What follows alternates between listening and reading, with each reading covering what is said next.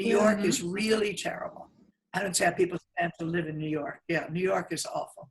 Yeah, there are too many cases and it's too crowded. Sirens go by all the time.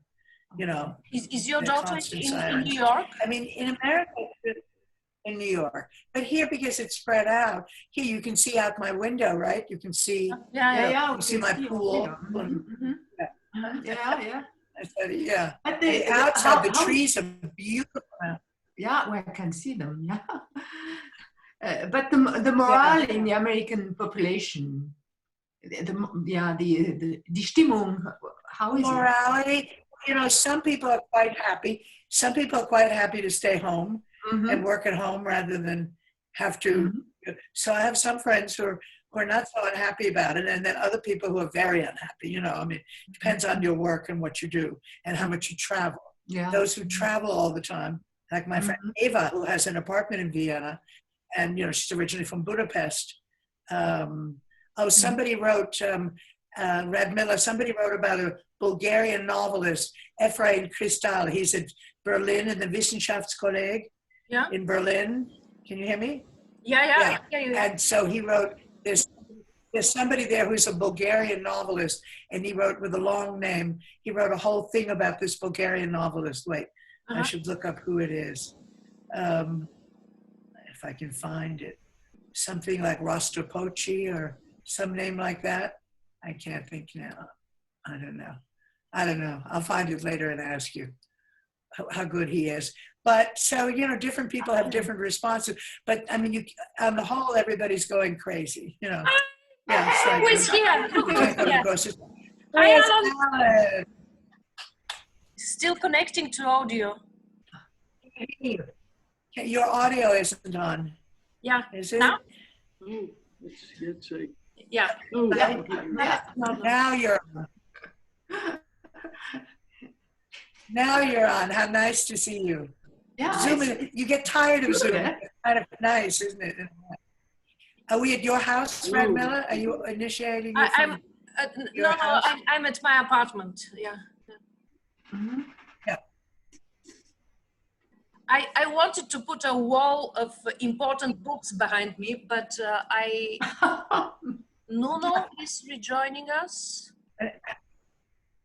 And how are things in Innsbruck, Alan? Alan, how are things in Innsbruck? It's wonderful to hear your voice and to see you.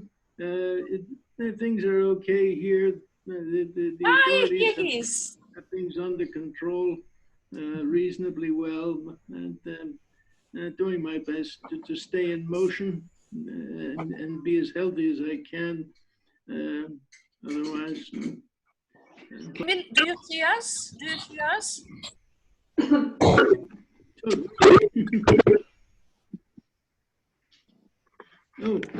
Nuno is Everything. Nuno, you go very well. Yeah. Okay, so I think now the problem is solved. Hope you can hear me. How do we talk? One has to talk at a time, I suppose.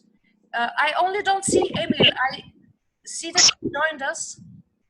Oh, he's here, Emil. He's So who is this, Emil? Who's who? Ed Miller. Huh? Oh, I see. Emil Brix is who? a historian. No, but which is this Emil? Hello. Hi, Emil. Only I don't see you, and I don't know why. I saw you before.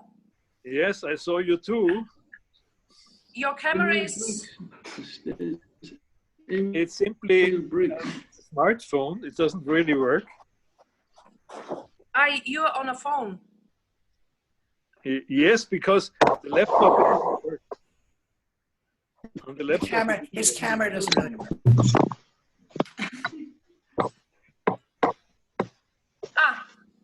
Now I can see you. Now, Wow. Hello. So if I may introduce, because some of you have not met yet personally, ladies first. So me, Françoise, and Alan, everybody knows. Yeah. but Marjorie Perloff is a Viennese-born American scholar, literary scholar, and also an ardent Wittgensteinian. While Alan, for example, is an American-born Austrian scholar, Marjorie is an Austrian-born American scholar.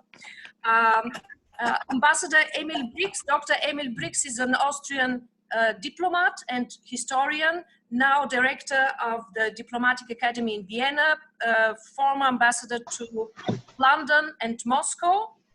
And the author of the article that provoked this meeting, Professor Nuno Venturinha in Lisbon, is one of the most active Wittgensteinians today. All over the world, works very much on the Nachlass, among other things, but a pure Wittgensteinian at the New University of Lisbon. Is that right? We have the article, yeah. Yeah, yeah, and we all read the article, and I think that the premise, the reason for you to write the article is very important and interesting. What is philosophy to do in times like this? Now I have to say that your article, although it is not so old, but still things are changing so dynamically, it is already a formal world with very little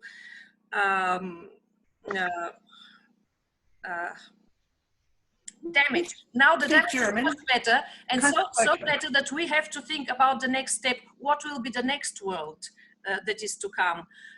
And if I may propose, now Giorgio Agamben, he published the same opinions in the Neue Zürcher Zeitung last week. Dr. Brix tells me he published this already years ago in the Frankfurter Allgemeine. Okay, these are his ideas. Maybe you, the philosophers, the three philosophers here, would like to say what is the difference or why you don't agree with Agamben. Wittgenstein or not, Agamben is a real philosopher. He is not only a commentator. But let's not stay too long on Agamben because it's irrelevant. If we can find a Wittgensteinian way of practical appliance of philosophical ideas in the world now and in the world to come. Now everybody says everything will be different. How different? Do we know whether it will be different, and how can we keep, let's say, for example, the Wittgenstein initiative that wants to bring philosophical ideas to a broader audience in everyday life? How can we, what can we do in this situation? Who would like to start? Nino, I guess. Great, Alan. Nuno, would you like to start because you're the author of the article? Yeah. Okay. Yeah. Well, first of all, hello to everyone. It's a pleasure to be here in this meeting and to know some of you. And of course, I already know Cadmira and also my very good friend Alan. But it's really a nice opportunity to discuss these issues with you. So thanks, Radmila, for organizing this meeting.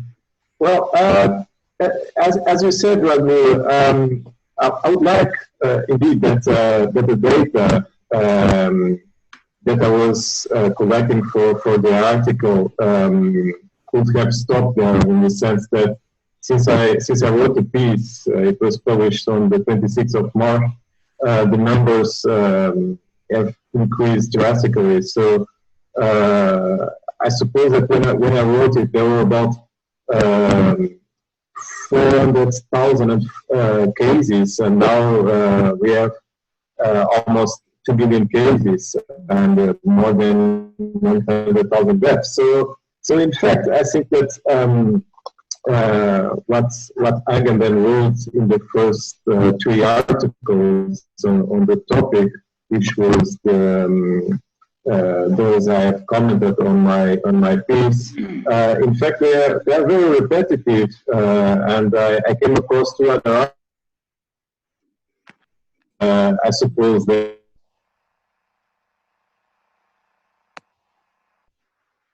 Now he faded. one of these, and they don't actually change the author's view on the topic. And what is paradoxical is that we see the situation becoming worse and worse, and namely in other countries. But I think that in the US, and Marjorie is in California, so she can perhaps tell us a bit more of what's going on there. But the situation is actually becoming very, very complicated.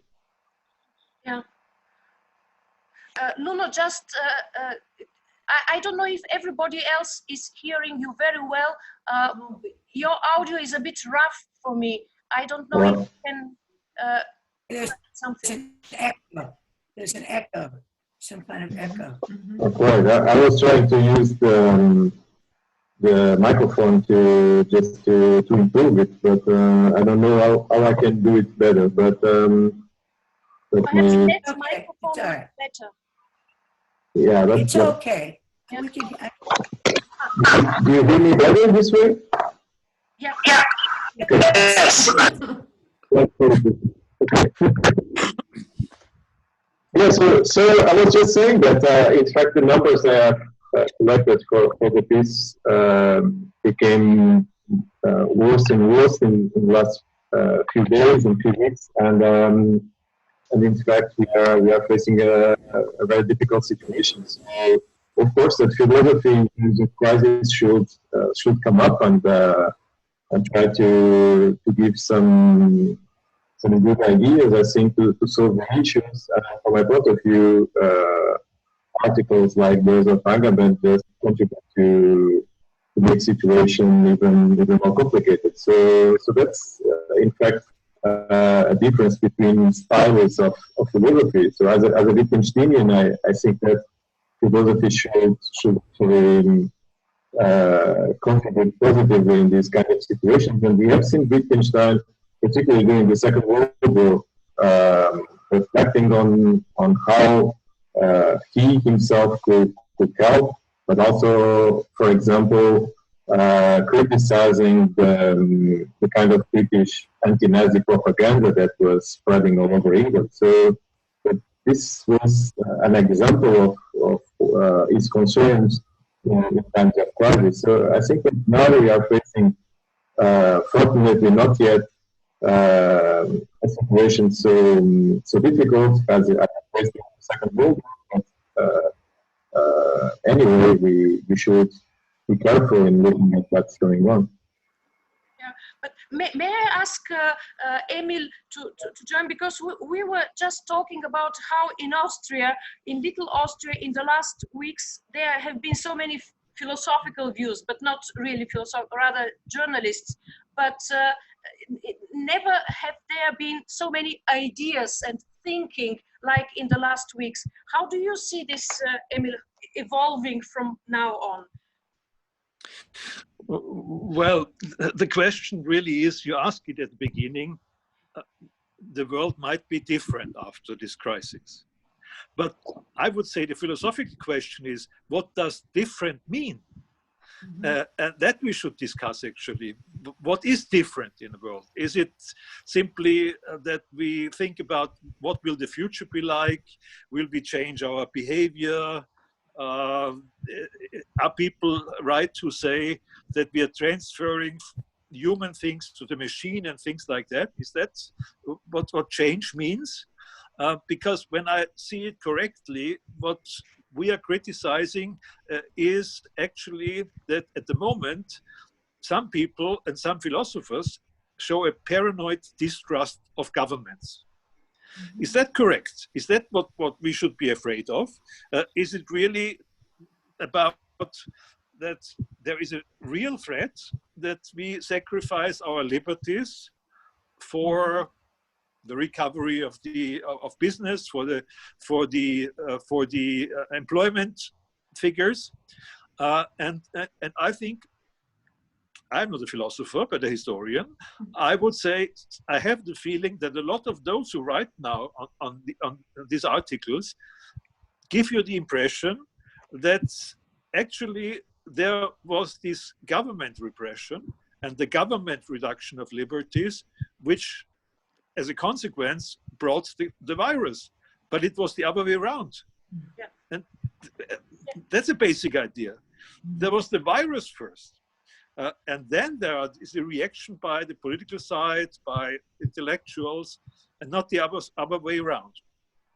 So can we say that what we experience is, for instance, a collateral damage of globalization? That is a question that might be interesting. Because there we have to ask ourselves, what does globalization mean? What sort of globalizations we are talking about? I am daily now in discussions about supply chains, international supply chains. I never heard before as much about the word of supply chain. And you know, just today, one of our leading Austrian analysts of the economic development was saying that we have a real problem that the international supply chains all will break down. And then I heard one of the leading businessmen saying, no, we don't experience an end of supply chains. So what is true? So we are in this sort of question, which are very practical, I would say, but where a lot of people try to give almost metaphysical answers to these questions. So I'm all for Wittgenstein saying actually knowledge lies in the acting and not in the theories. And at the moment we have a lot of people bringing about one theory after the other, some of them with more relevance, some with less, and some of them with a clear ideological background, hoping that this long time discussion between libertarians and Marxists and communitarians can now be revived. And each side sees itself as a winner in this discussion. The libertarians say, you see, we need to defend at all costs the liberties. We don't even want to use tracking systems on our smartphones because this is an infringement. We should never allow whatever it brings in good things.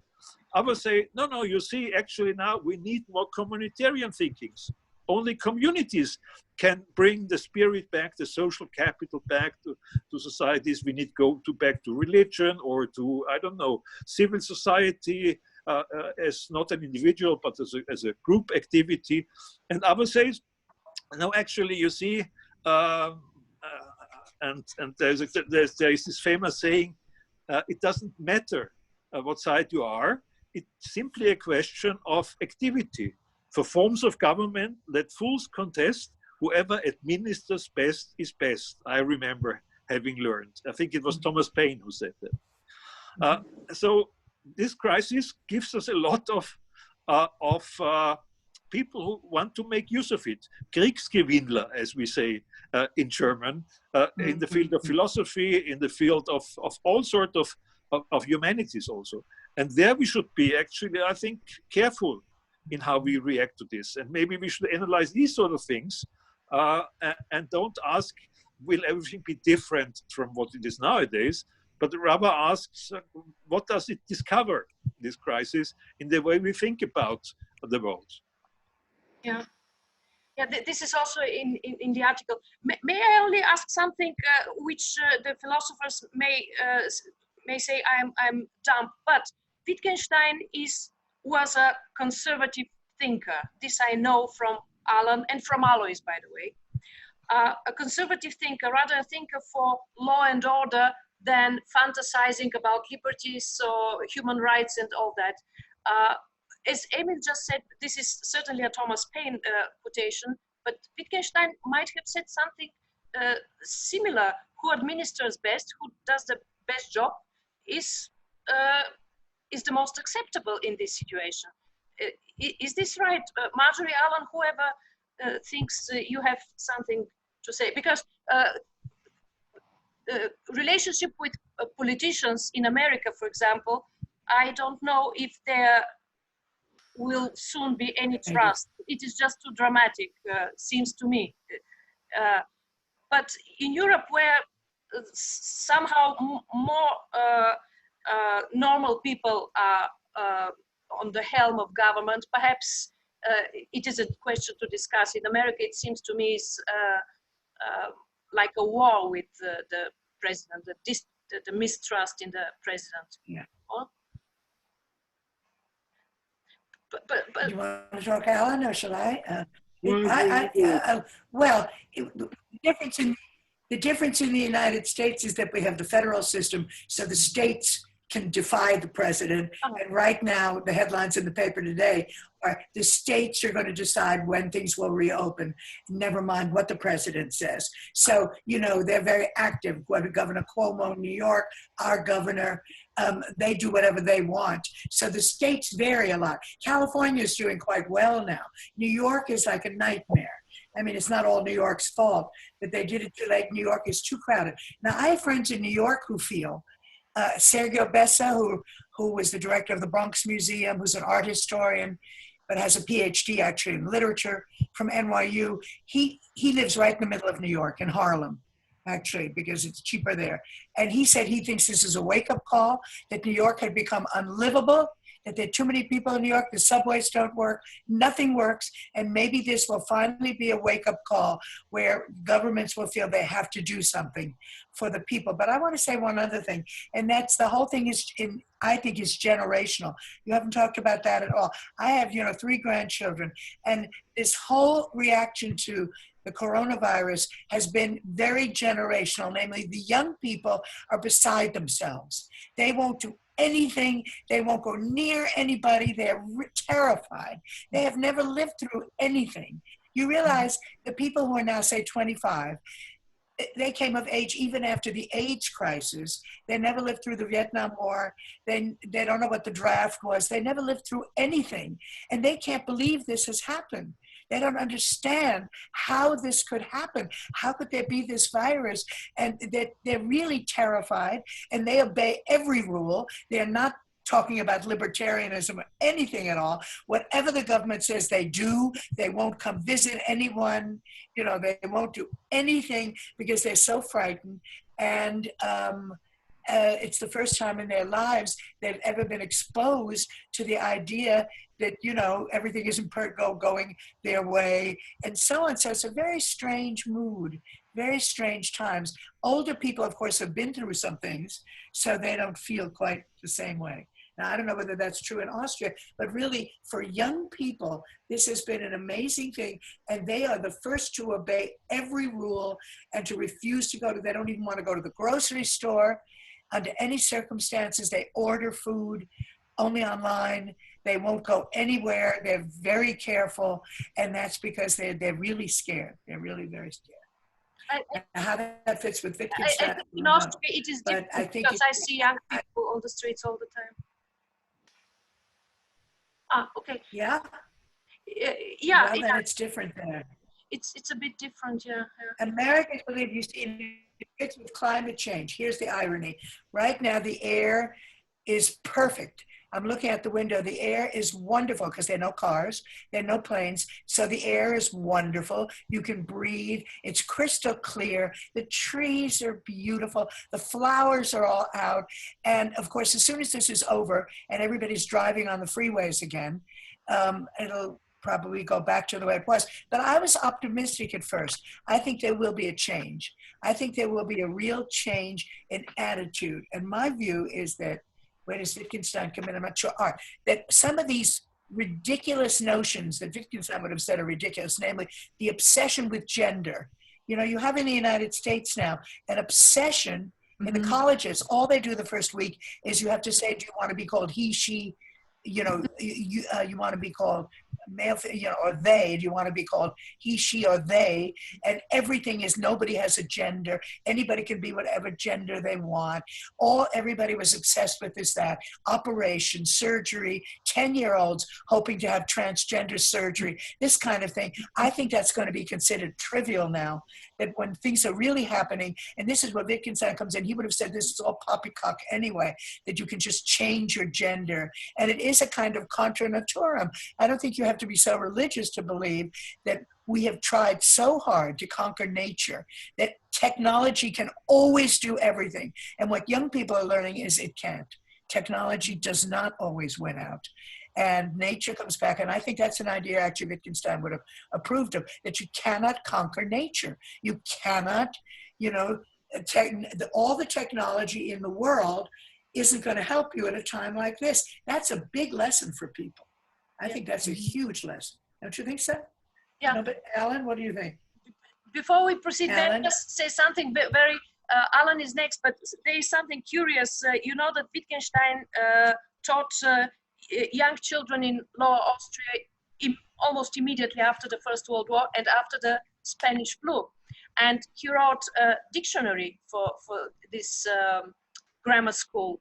And the dictionary is not too long, actually, by far not all German words, but the words in infection and epidemic are in the dictionary, because they were still part of everyday language used and scaring people at that time. So, Alan, what do you think about all this? Well, I'd like to take this discussion sort of a step backward and more or less, what shall I say, de-emotionalize some of the themes about relating to change. And I think in two areas, you're seeing the seeds, perhaps, of what could be enormous changes that are very, very concrete. And that's in how we study and in how we work. I mean, there has been relatively little difficulty in getting people to work at home, and to study at home, and what the consequences of that will be, I think, are quite unclear. That they could be very, very broad. They could be extremely broad. We certainly need to rethink an awful lot of things. And I mean, here you see a lot of good things happening, and what might turn out to be not so good things in both areas, but in a very, very concrete way. And I mean, I'm not sure what Wittgenstein would think about all of this. I mean, he didn't think about what happened concretely in the world so much. He was concerned with what happened to him. Yeah. And how he should relate, to these matters. And so certain things, like, for example, politics was something he more or less shut out. Now, from a European perspective, our European federalism, nobody talks about that, but that's what we have here in the European Union, is such that it's fairly clear that, I mean, our union isn't worth much in terms of what we thought it was worth. Because right now is that people want to discuss principles rather than problems. In Spain, in Italy, I don't quite know in Portugal how serious these matters are. People talk about the North against the South, etc. This is the whole debate is on the wrong is moving on the wrong rails. I mean, what one should be talking about is what can be done here concretely, and how it should be done together. But Europe seems to be terrified of a principled discussion of what it's doing. And so it's doing everything more or less, not wrong, but in a half-hearted way. and it's making itself more irrelevant than ever. You know, so we're ending up with a funny kind of situation that is in its strange way parallel to the American situation, except that there's a certain amount of clarity in the relationship between the 50 states and the federal government, despite what the president says. In America, in Europe, I mean, one talks about something that is a project as though it were a long finished product. We're talking about something we're trying to build, and at the same time, what's trying to be built is so doesn't really exist, and is supposed to solve problems that it can't even formulate together as such. So I mean, these are concrete and more principled matters that I think are becoming quite clear as Corona develops. And I mean, I'm sure what Emil is talking about in terms of our social debates, I mean, everything will be picked up that way, one way or the other. And I wonder, in the case of what the communitarians say in relation to the rightist libertarians, I mean, these people are going to continue debating with each other. They're going to continue despising each other in most cases, regardless of what happens to us, and unless we have a complete disaster. Marjorie, correct me if I'm wrong. One of my father's favorite writers was H.G. Wells. And H.G. Wells wrote a book called The Shape of Things to Come, which was a very prophetic book in some ways, in other ways rather silly, in which basically the war that was eating up Europe got worse and worse and worse until the whole of European civilization collapsed. And it could then be rebuilt by scientists. And of course, what makes that possible, if I remember rightly, and here I could be wrong. It's been a long time since I thought about H.G. Wells, but it seems to me at the end of all of this, I mean, before the utopia can be introduced, there is a terrible scourge, plague kind of thing. You know, which makes everything possible, which makes all these changes possible. I'm not so sure that that scenario is much more than kind of wishful thinking, but you can't rule it out at the same time. Things will change, but you said one little thing. One change doesn't. One thing that will definitely change, practically speaking, one thing that will definitely change, Brad Miller, is travel. They're now saying travel won't resume, normal travel, which of course affects us from the United States coming to Europe, less so within Europe, that travel won't resume for years. We won't have normal travel. The airline, you know, first of all, they're going to have to take those middle seats out probably because nobody will sit, you know, great idea. And breathe that terrible air. I don't know how much planes will cost, but the point is to have normal travel. And so all these people who spend their life going to conferences, I'm guilty myself some of the time, but all the conference going, they've already been canceled. The EAM, which is the European Avant-Garde Modernist Society, which is a pretty big society. And actually, I was going to go this year when I was in Vienna anyway, meeting in Louvain, and they've already canceled that. That's late September.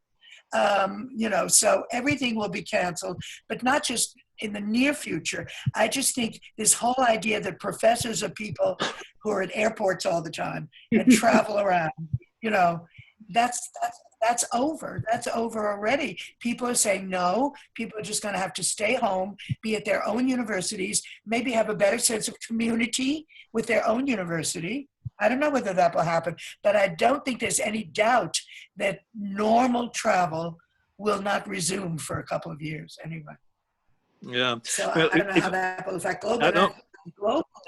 Globalism is sort of over. I mean, everybody talks about globalism, but now it's nationalism again. Everybody's praising the Germans every minute because they handle things so much better. I never like to hear that so much about them. Everybody now talk. Look at the Germans. They're the only ones who handled the virus well. They have so few cases. Italy is terrible. Spain is terrible. I don't always like hearing about how great, the Germans are doing.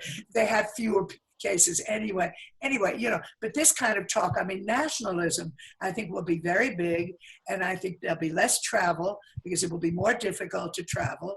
And I don't know what will happen, but I think, when you cut off, I mean, travel has become so extensive that most people were at the airport, as I say, half the time. That's going to change. That's really going to change, I think. I don't know what you think, Damien. What do you think? If I may come in, certainly travel will be reduced. All our big university will be totally against it because the business model is based in the US, as you know, on the foreign students paying all these high amounts of money. And now the universities are already asking from the federal government to be reimbursed for the loss of money because of the loss of travel. So these sort of things will happen. It's a similar thing also in the big European universities. But I agree that it means less speed, so less globalization in a general way. And that reminds me of a lot of thinkers already in the 60s, 70s of the last century wrote about the reduction of speed, that things will get slower or have to go slower because our mind cannot follow up with all these activities and the travel around that. I'm not so sure. It's very Central European also to be skeptical, to be disillusioned. And as you know, I think Marjorie better than I, irony is part of literature also of this part of the world here in Central Europe. But if I may just take up the point on Europe that Alan made, that he said the reaction of the European Union to this crisis is a disaster. I fully agree. And I fully agree also with what he said, why it's a disaster. It's because we regard the European Union as something which has to be built on a lot of principles. And we're discussing all the time, what are the principles of the European project? We call it competencies, we call it the way we find compromises. So it's not problem orientated. And in normal times, you have ample time to discuss principles. But in times of crisis, it is more difficult. And that's why I think in a time of crisis, problem-orientated solutions are very difficult to find for the European Union because it is not used to it. But we have a player, which is the nation state, which is used throughout the history to react to crises. And that's why, again, the nation states, the national ideas are coming back because there are all the competencies, the ideas, the history, the past of dealing with this sort of crisis. And for me, it's very natural that people rely back to their nation states and ask them for answers. And in practical terms, in Europe, it meant closing of borders. It meant that we want to have the recruitment of our people to bring them back home. We Austrians try at the moment to bring back all Austrian citizens from everywhere around the world back to Austria. It's normal, although I don't really understand why we're doing it, but we're doing it actually. We're flying them all back to Austria. And this sort of coming back to the closer communities, I think this is something which will stay from this crisis. Also because travel is more difficult. But the question for us Europeans is, will we learn in the structure of the European Union? And at the moment, it does not seem likely. Because at the moment, the nation state is proving that he is better simply than the European Union in responding to this. And in the last weeks, we had a lot of examples why people will rely on the nation states to get their food, to get their job, and these sort of basic things, and not from the European Union. Interesting. I also No, that's true. As Marjorie said, I also had the feeling that there is a lot of, not a lot, but some positive sides to this, because, okay, travel will be reduced, will not disappear, of course, but will be reduced for many years to come. But so much of travel, I don't mean our conferences or students, this is good, I think, but all these congresses of politicians or the EU, actually, that can be done this way online, and unnecessary many flights. If this is reduced, I think this is a good thing. But it will, I do too.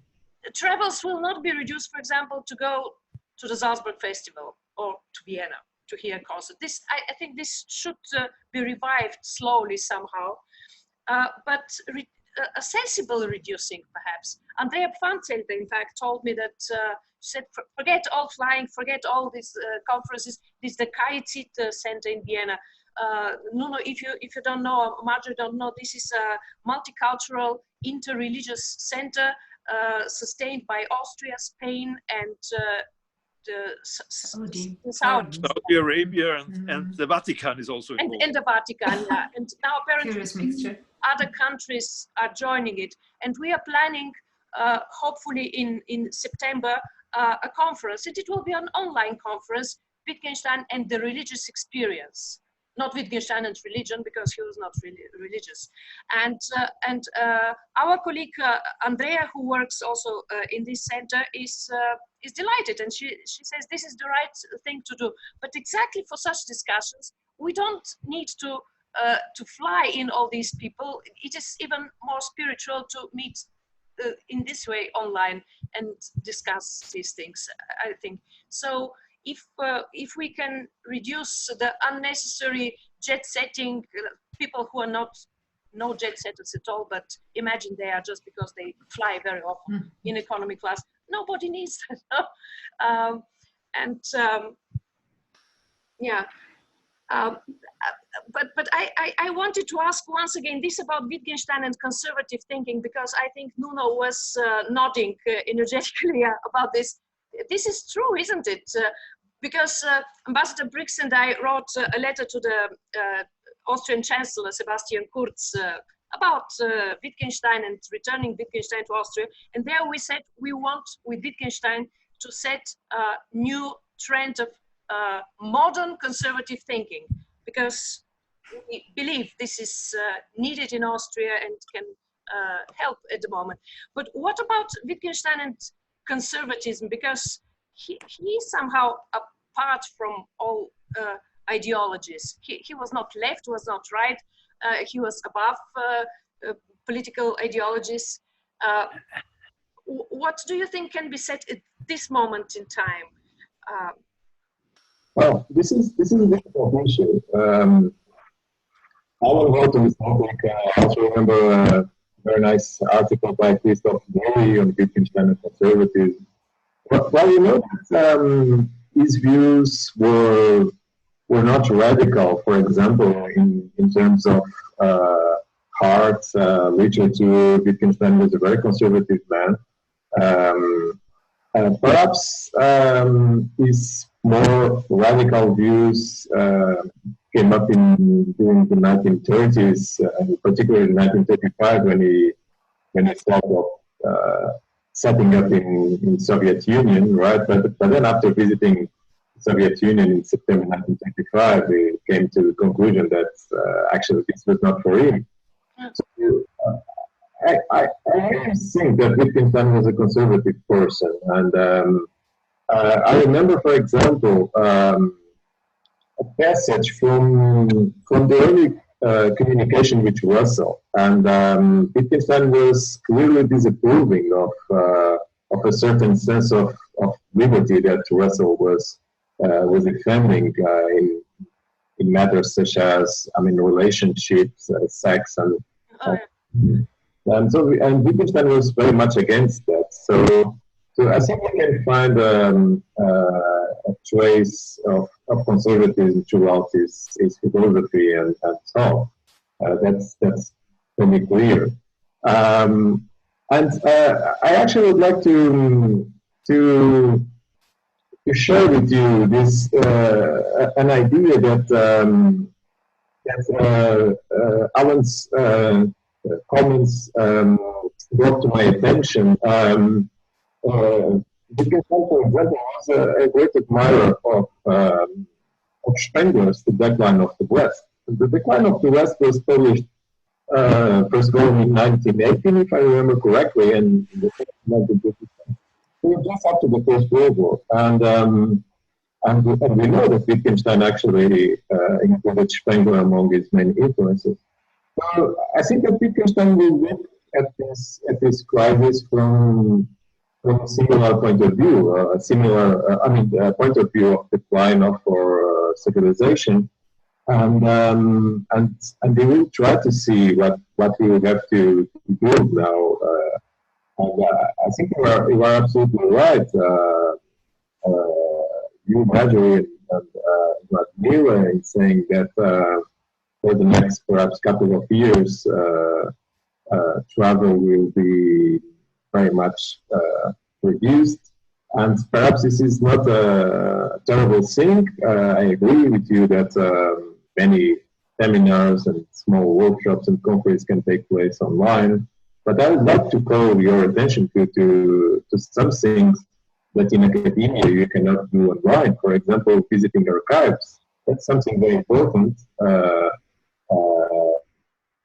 for those who work with Nachlässe, such as Wittgenstein's. And this kind of research we can only do in the libraries and archives. Of course, that we don't go often to do this kind of research, but there are obviously certain activities that it would to keep on doing in the normal way, right? And that this crisis can affect such kind of activity. No, you're right. No, of course, I hope that we will meet in Vienna regularly. Philosophers don't meet so often and don't travel so much. I was meaning more the business kind of persons who travel too much. And for instance, I have a son-in-law who's a climate expert. And for years, we all teased him about the carbon footprint, Nancy's husband, because they will have climate meetings where? In Kathmandu. Or they have climate meetings in, wherever, because they have to have the people from all over the world. This will end. They can do it on Skype very well or on Zoom. He's already said this isn't going to go on forever, that he's always traveling literally around the world to meet other climate experts. That will change. I think what it won't change is people will come, let's say, to Vienna for a year of study or 6 months, that the way they used to more in a certain way, but not these things where you have to have conferences on whatever climate change business all over the world. That probably was just for fun and games. You don't really need it that much. But I think where Wittgenstein is important is, I always think of it as a negative theology, is that you can't say some of these stupid things that say our president says all the time, but that Bernie Sanders says too. I always give people the example of the stupid sentence which Bernie Sanders said every day: healthcare is a human right. Healthcare is a human right. Well, maybe. Is food a human right?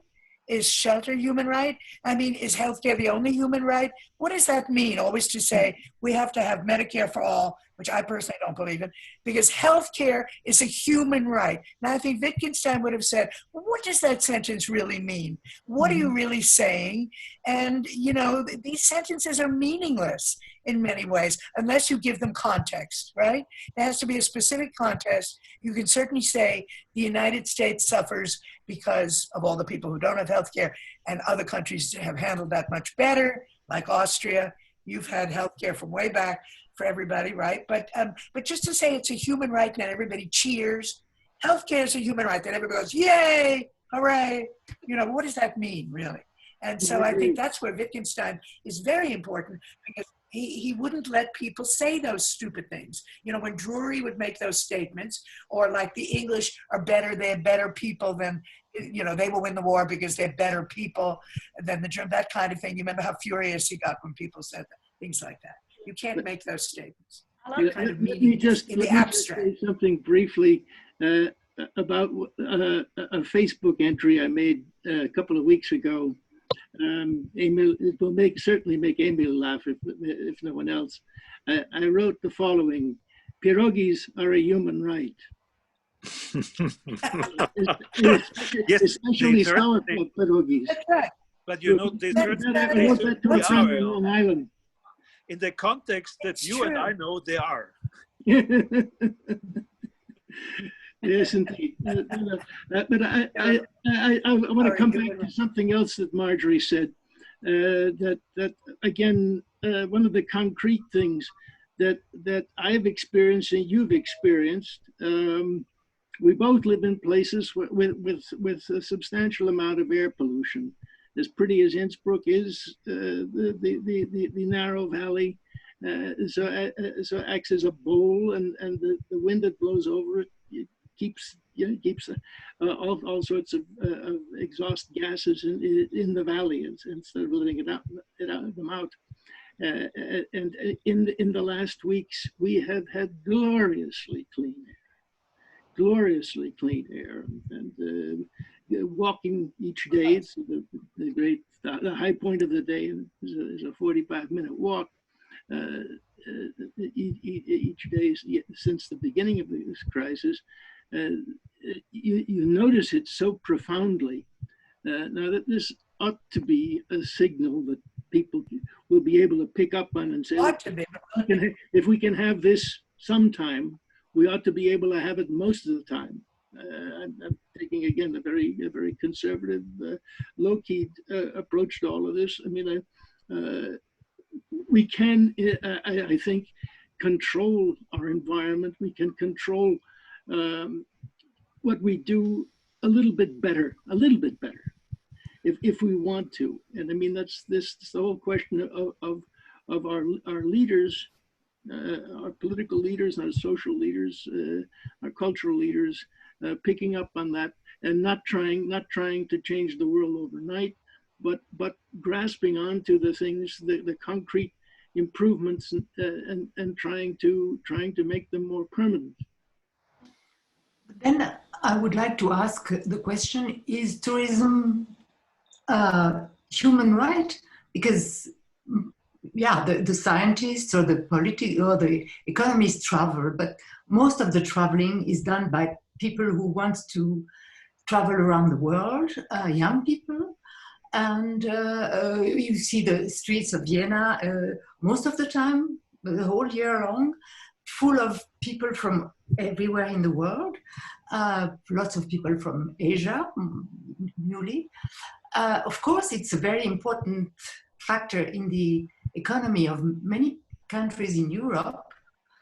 But on the other hand, it's really, I think, a big problem, not only in Venice, but everywhere where airplanes are circling around. And will it change? And how can it be, this problem, can it be addressed? Because, as I say, for Switzerland, for Italy, for most of countries in Europe, tourism is a very big source of revenues. So, but it's a calamity on the other hand. If I may say something here, I think what's going to be a crucial issue in all of this afterward, and what will help us to solve these kind of problems, the sort that Françoise has been calling our attention to here, is the fact we're going to have a hell of a lot less money in our pocket afterward. I mean, that, and that means, I mean, quite concretely, most people are not going to be able to do the things they're used to doing. And I mean, traveling, it begins there, but it's not only there, because, as I say, this has all got to be paid for. And the more lengthy this crisis is, the longer this all goes on, the more it's going to cost us. And I mean, as a pensioner, I mean, I'm one of the privileged people, actually, in this crisis because I get my salary. Isn't wonderful? I often complain. I wish it were more, but I mean, fundamentally, I get a salary, regardless of what happens. And I mean, I can well imagine that our politicians, when they start trying to figure out how to pay the bill, are going to look at things. Okay, I mean, in Austria, for example, what about our 14th, not to mention 13th month salary? If not cutting it out, taxing it. I mean, the issues like this are almost inevitable. Yeah. Inflation. Yeah. Yeah, but this is the economic issue is important, but for tourism, I think it's what we learn is that we have to deal with limits in a new and different way. Because in tourism, the only limit was the money you have, actually. You could do whatever you want in tourism. And now you learn or relearn some limits. There used to be the limit for the older persons, like the Iron Curtain in Europe, which made it difficult for you to travel there. But after that, in the end of history, it was only a question of wealth. How much money you had available to go somewhere. And now we are reminded again of other limits.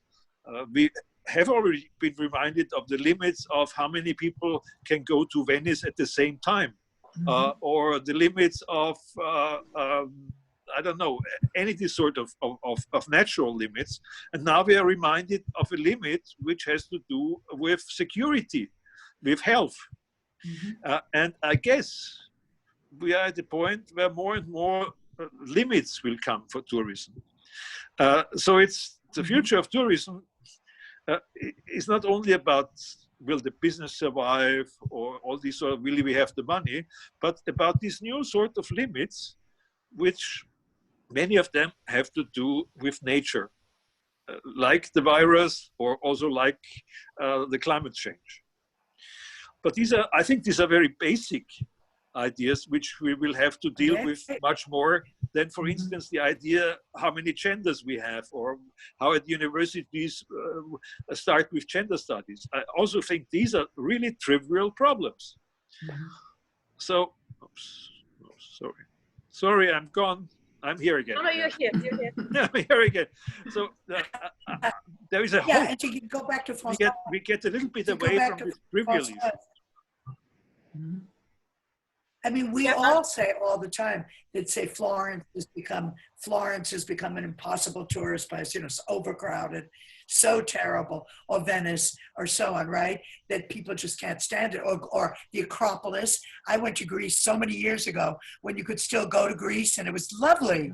I mean, the Acropolis is always crowded, but you could go to Delphi, you could go to all these places, and it was lovely. Spain, Portugal, my favorite countries, are still not so terrible, but everybody pretty much agrees that Italy, the situation had become impossible. There were so many tourists. So I think it will be, maybe there'll be a little less money locally, but it will be a good thing to cut that back. So also people will take the train within Europe.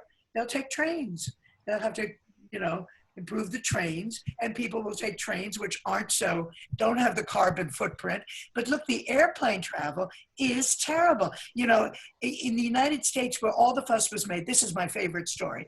You know, they outlawed, talk of libertarian, they outlawed paper bags and plastic bags at the grocery stores. You can't have them, you have to bring your own cloth bag. Or if you get plastic bags, you have to pay $1 a bag, okay? I always paid that anyway. I didn't like that whole cloth bag thing. You know what's happened now? Now they've outlawed cloth bags because they can be contagious and you have to get paper or plastic bags. So these stupid fights about straws are really like straws in the wind, whether to use plastic straws, whether you can have plastic shopping bags. But the airplanes and the cars are what make the difference. And we see that now. If you really want to change the climate, you have to have fewer planes because that's what puts all the carbon in the air, or cars. And I think it's very hard in a place like California where most people drive to work hours, you know, so how are they going to get across town and all that? But it's going to have to change somewhat because I don't think it can go on this way. You see, people will now realize, look at the air. Innsbruck is an interesting case in point. Look at the difference in the air. Do we want to go back to that? You know, everybody driving around like crazy. Maybe they'll have to live nearer their jobs. I don't know. But I think you will always have plenty of tourists in Vienna, but it's true. We didn't have that many tourists, you know, in the 60s and 70s. It really mushroomed the last 2 decades or so. And the tourism is crazy. It's kind of crazy, you know, how much of it there is. And yeah, the Chinese will come less. You know, I was in China till November 11th. Every time I think how lucky I was, I left a month early, you know, suppose it had been a month later. So the Chinese, and I get notes from all my Chinese friends, they are now back at work pretty much, still have to teach at home and still teach online. And I hope the teaching online doesn't become the norm because I think that would be horrible, you know, as opposed to real teaching. And, but I think people will be scared to have too many Chinese come. I think there will be visas and, you know, they have visas for coming into China. And I don't know whether you'll have visas in Austria. What do you think? I don't know. Will that happen? They need. You know, what do you think? Will there be visas? You mean for Americans to come to Austria, or for Chinese? For anybody to come. For anybody to come. I don't mean from Europe now, the European community, but from any, let's say, South America. Maybe you will need visas. I don't know whether they will demand visas. I can picture that happening. Yeah, there will be more control. Good, but I think it could happen. There will be more control. There will definitely be more control. Who comes into the country? Who comes in? I had heard long ago that the problem with mass tourism was that it is cheap enough to travel and to book some hotel, some hostel. But then, for example, German tourists bring their sandwiches from Germany. They don't spend anything in Austria for restaurants, no culture, of course, but no restaurants, no cafes, and that this must be discouraged in future. I don't know how you can oblige people to go into restaurants, but there might be some measures, or not. I don't know. We had regulations in former times, like when you're a foreigner, you have to pay double the price for things like the cable car or for nature park and so on. Yeah. But within the European Union, this is not allowed any longer. But actually, I think this differentiation of pricing and so on, this will again come back. This has to do with the idea that limits will be set again, more limits than we are used to. And there, I do understand that some people are speaking about maybe liberties. This is a problem for our liberties. Maybe. Yeah. Okay. Perhaps we can. The French are very extreme. Sorry? The French are so extreme. I do think this French thing that you can't go for a walk, or you have to have a certificate wherever you go. You can't leave the house in Paris. I think that's a bit of much. That's a bit much, and I'm surprised that happened in France. Isn't that, Francois? Isn't that sort of? Well, you know, I'm Swiss, but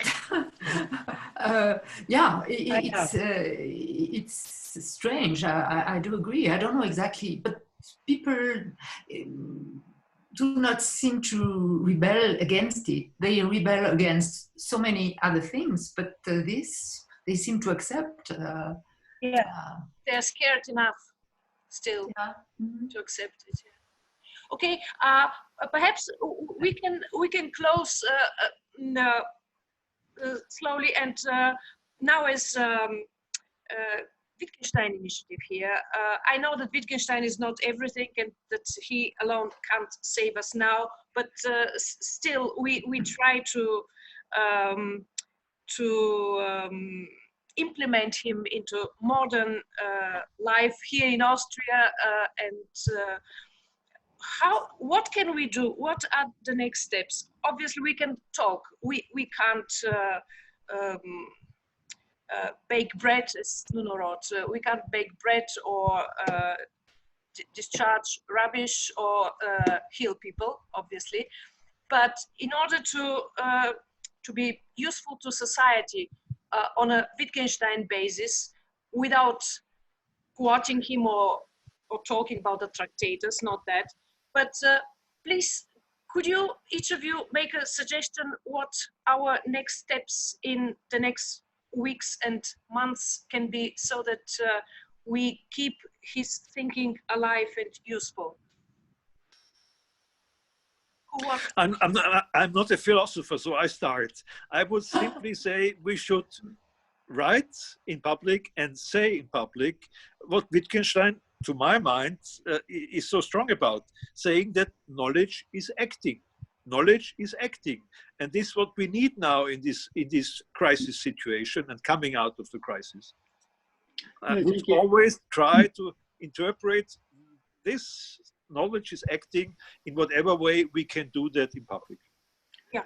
I think, Emil, you've also put your finger on another aspect of that issue, and that is how our possibilities for acting are limited. You stressed that in a very Wittgensteinian way, actually, that I mean, what we're being shown here is limits again, and I mean, any kind of big crisis I've written about this myself on various occasions, is a situation which is in its nature philosophical, because we have to rethink in some way or other our basic assumptions about the world. And this is, I mean, this is quite compatible with Wittgenstein's way of thinking. And I mean, what makes Wittgenstein so interesting is that he focuses on the way in which the very structure of action itself limits what we can do, what we have learned to do, and how we have learned, and the enculturation that we've experienced is being here deeply challenged. And okay, what's in this? What can we get out of it? It's not. I mean, the good and the bad sides of things are two faces of one reality, which is which is embodied in action. Yeah. So I'll pass that on. Yeah. Marjorie, you agree? Yeah, I agree completely. And I think I would go back to the lecture on ethics. I always think that's a great source, where after all, there's the example, I don't play tennis well, but I don't care to play better, which is a very different sentence from, you know, I don't treat people well, but I don't care to treat them better. We all know that. We all know that if you're on a subway or something and you see somebody killing somebody, you know, you're going to get up and do something. Most people would. It's just an instinct. So there are no ethical ideas, but there are only ethical actions. And I think that's very important. And I think that he wasn't conservative. I don't like it when people say, well, Wittgenstein was conservative or liberal. I mean, I don't think those categories fit very much, because it was a matter of action. And don't forget, after all, in World War II, he didn't immediately then go to work in the hospital. You know, he didn't just sit back and do nothing. He didn't have to do anything, after all. But he did, and without making a fuss about it or talking about it. And I think that's the idea, that when there's crisis like this is why I was so mad at Agamben. Well, I never liked Agamben anyway. I mean, to make this as a kind of general statement that no, you know, we're not, so what? People are being killed, people are dying, but, you know, we can't let our liberties being taken away. These generalizations then really don't hold. And I don't think Wittgenstein ever would have said something like that.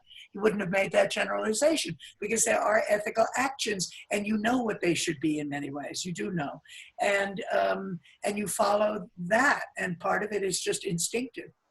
And I think that's what he taught people, really, if anything.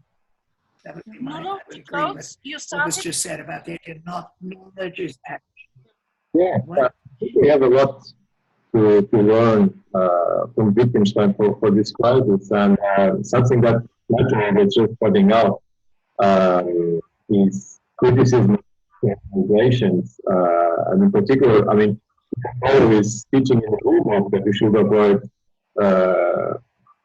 generalities. So this could be very well applied to certain claims that that people now make. For example, that such and such state government is doing absolutely well, or that on the contrary, that such and such government is taking absolutely bad decisions. I don't think that this kind of talk can help us, and perhaps following the rule, we should look at particulars and not at these generalizations, because this can simply don't allow us to see clearly what the situations really are. Yeah. Anyway, he's useful. He's an evergreen, it seems. Thank you so much. Thank you so much. And I hope we will continue with better experience and better micros and cameras in near future. Good. Yeah. And should you need a recording of this, it is recorded if you're interested to have the recording. Yeah. Okay. Bye-bye. Thank you. Bye-bye. Bye. Bye-bye, everybody. Bye, everybody. Bye. Je sais pas comment on fait pour sortir de là.